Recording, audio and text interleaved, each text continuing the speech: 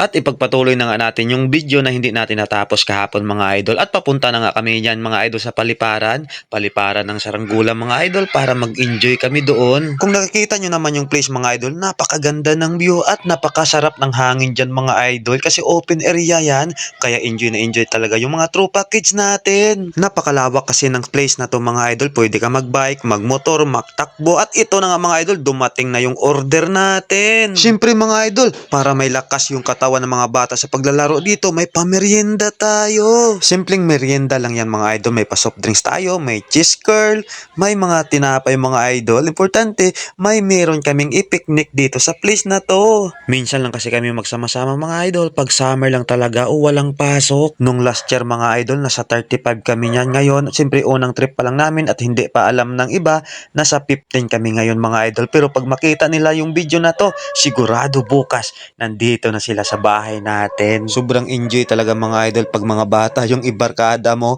Kasi kung mga matatanda, sigurado puro alak. Dito muna tayo ngayon sa mga tropa kids natin mga idol. Busog pa, enjoy pa mga idol. Siyempre, isip bata ka na rin. Wag na muna nating isipin yung edad natin.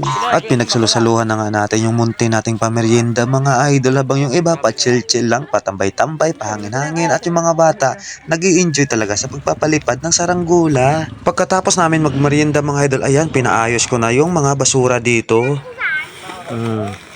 Yung mga kalat. Ano pa o, pangimuso na ton. Para robaso, pwede pa natin magamit hinaga, taguanig.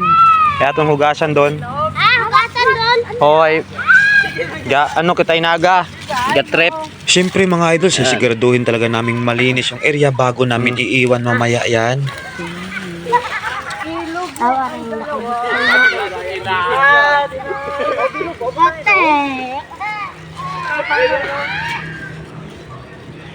Angas mo. Okay na? Ito, butang ito. King. Ayan, tawad wat kalat. Okay nga.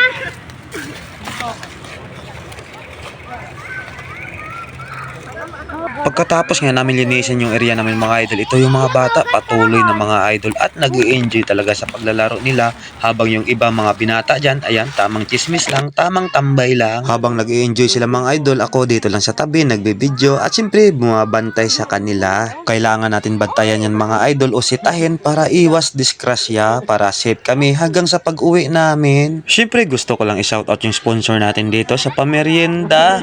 Hindi na natin i-mention mga idol para sa sariling privacy niya. Thank you talaga sa inyo mga bossing sa mga pa-20-20 yung sinisend sa Gcash natin. Pag may ipon yan, dumadami yan mga idol. Kaya thank you talaga sa inyo. Priceless na yan mga idol kasi sa 20 pesos nyo, may mga bata kayong mapapasaya.